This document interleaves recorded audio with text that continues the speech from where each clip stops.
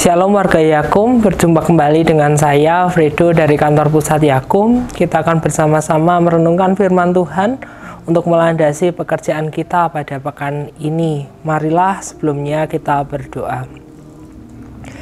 Kami memohon Roh Kudus-Mu ya Tuhan, biarlah menunjukkan pada kami bagaimana kami harus menjalani panggilan kami.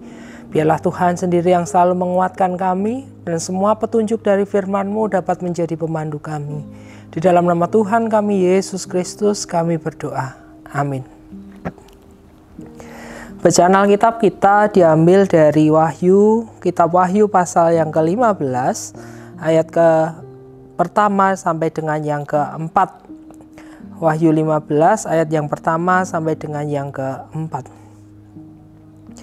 Nyanyian mereka yang menang. Dan aku melihat suatu tanda lain di langit besar dan ajaib, 7 malaikat dengan 7 malapetaka terakhir, karena dengan itu berakhirlah murka Allah. Dan aku melihat suatu bagian lautan kaca bercampur api, dan di tepi lautan kaca itu berdiri orang-orang yang telah mengalahkan binatang itu dan patungnya dan bilangan namanya. Pada mereka ada kecapi Allah, dan mereka menyanyikan nyanyian Musa, hamba Allah, dan nyanyian anak domba. Bunyinya, besar dan ajaib segala pekerjaan-Mu ya Tuhan Allah yang maha kuasa. Adil dan benar segala jalan-Mu ya Raja segala bangsa. Siapakah yang tidak takut ya Tuhan dan yang tidak memuliakan nama-Mu? Sebab Engkau saja yang kudus, karena semua bangsa akan datang dan sujud menyembah Engkau. Sebab telah nyata kebenaran segala penghakiman.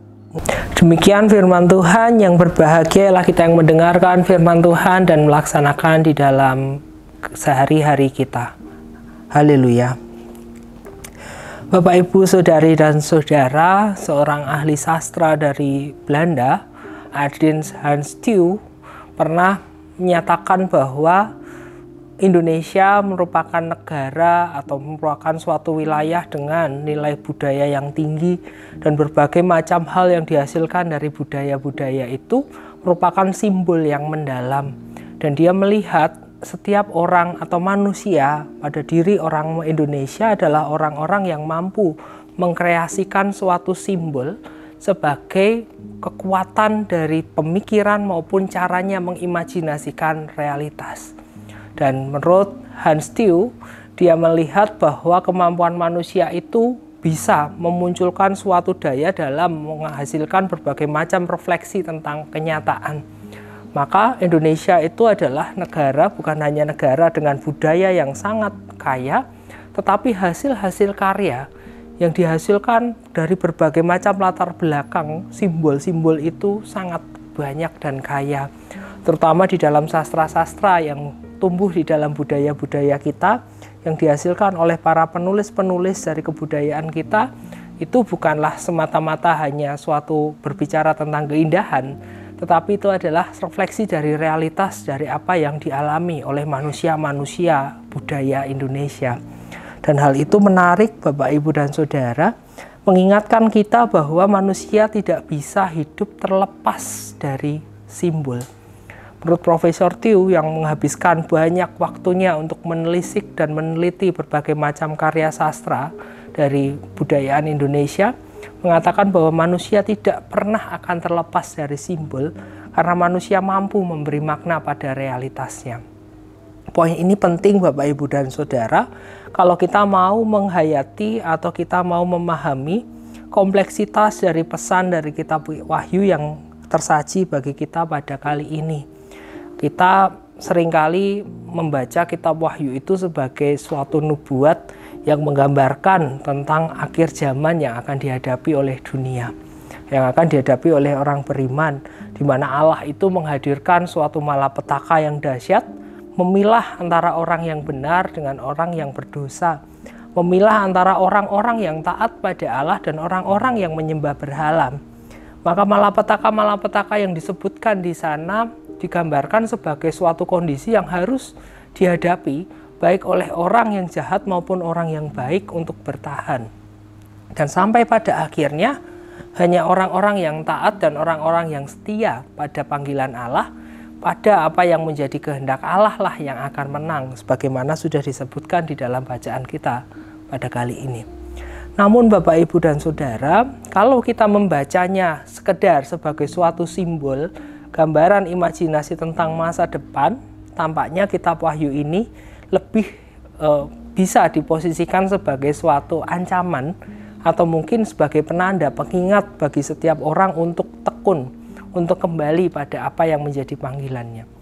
Namun kalau kita mau membaca secara alternatif, kita mau melihat bahwa jangan-jangan apa yang digambarkan oleh kitab Wahyu adalah refleksi dari realitas penulisnya ketika dia menghadapi bahwa memang ada penderitaan, memang ada ujian, dan berbagai macam malapetaka itu adalah suatu realitas yang dihadapi. Karena apa? Kita bisa menyaksikan pada hari ini bahwa malapetaka yang diakibatkan dari pekerjaan atau tindakan manusia itu nyata-nyata sudah terjadi. Berbagai macam penderitaan akibat dari penyelewengan, berbagai macam kerusakan akibat dari kesalahan cara hidup, berbagai macam penderitaan yang diakibatkan oleh berbagai macam ulah manusia yang jahat, hari ini bisa kita saksikan. Bahkan tidak sedikit orang-orang yang merasakan bahwa hidupnya terancam, bahwa hidupnya itu sulit, hidupnya menderita karena perbuatan orang lainnya. Sehingga kalau kita mau menyaksikan bahwa malapetaka itu sudah ada di depan mata kita, kita harus melihat bahwa posisi kita, apakah kita berada pada sikap orang-orang yang benar atau kita berada di pada sisi orang-orang yang melakukan kesalahan itu. Karena kesalahan-kesalahan yang sering kita andaikan dalam permakluman untuk kemudian dilihat sebagai suatu peluang, toleransi, dan lain sebagainya, itu adalah potensi di mana penderitaan-penderitaan itu bisa muncul. Nah, Bapak, Ibu, dan Saudara, simbolisasi tentang binatang, monster yang tergambar di dalam kitab Wahyu, kalau kita mau lihat, itu adalah sebuah simbol di mana manusia punya sifat-sifat yang mengerikan itu pula. Kalau kita bisa menyaksikan kenapa suatu alat, suatu produk teknologi sekalipun itu bisa menjadi alat yang mengerikan hanya karena nafsu dan keinginan manusia, demikianlah potensi-potensi yang kita miliki dengan apa yang kita punya.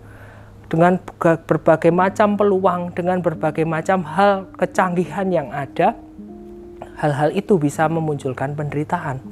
Sehingga kalau kita menafsirkan adanya binatang-binatang, monster-monster yang jahat di sana, di balik itu juga ada patung-patung yang menjadi berhala yang disembah oleh orang-orang yang digambarkan di dalam kitab Wahyu, itu pun sebenarnya sudah ada di dalam realitas kita. Di mana manusia tidak lagi mengandalkan Allah, tetapi manusia lebih percaya dan menghendaki apa yang diharapkannya itu menjadi kenyataan alih-alih melakukan apa yang menjadi kehendak dan keinginan Allah. Maka kalau kita membaca ayat yang pertama sampai dengan yang keempat di sini, kemenangan orang-orang yang setia, kemenangan orang-orang yang mampu bertahan di dalam penderitaan, itu adalah simbolisasi di mana orang-orang yang bertekun untuk melakukan apa yang benar di mata Allah, di tengah malapetaka, di tengah berbagai macam penyimpangan, di tengah berbagai macam penderitaan, itulah yang berjaya.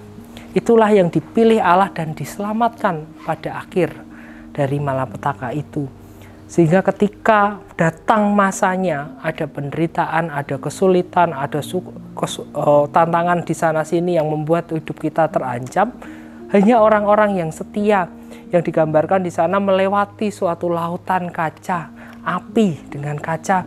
Di sana dinyatakan bahwa ada orang-orang yang bisa mengalahkan binatang-binatang itu dengan berpegang pada pujian-pujian kepada Allah. Nah, Bapak, Ibu, dan Saudara, meskipun tentu tidak semuanya dari kita punya akses dan kemampuan untuk melakukan kejahatan yang sangat besar, tetapi kita sebagai manusia punya potensi. Itu yang ingin saya katakan. Kita punya celah, kita punya kemampuan sedikit saja untuk melakukan kesalahan, dan itu bisa mengakibatkan penderitaan. Penderitaan bukan hanya soal kita menderita secara fisik. Penderitaan itu bisa muncul karena obsesi. Penderitaan itu bisa muncul karena stigma-stigma yang salah. Penderitaan itu bisa muncul ketika orientasi kehidupan kita tidak lagi bersumber pada Allah. Maka berhala-berhala dan sifat-sifat binatang hewan yang ada di dalam diri kita, itulah wujud dari penderitaan itu. Sehingga manakala itu menjadi satu-satunya yang kita perjuangkan, tidak heran malapetaka itu akan muncul. Karena ada saatnya ketika kita mengandalkan naluri-naluri yang semacam itu dilakukan di dalam kehidupan kita, kehancuran-kehancuran itu ada di depan mata kita. Dan penulis kitab Wahyu mau mengingatkan kepada kita, hanya orang yang bertekun di dalam Tuhanlah mereka yang mampu melewati dan melampaui malapetaka itu.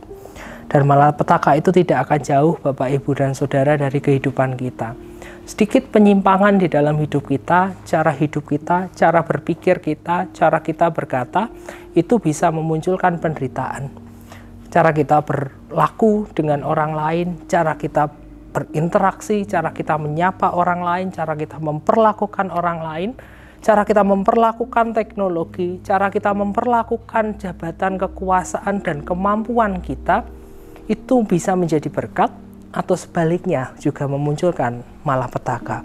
Hanya dengan penyimpangan kita bisa memunculkan malapetaka itu.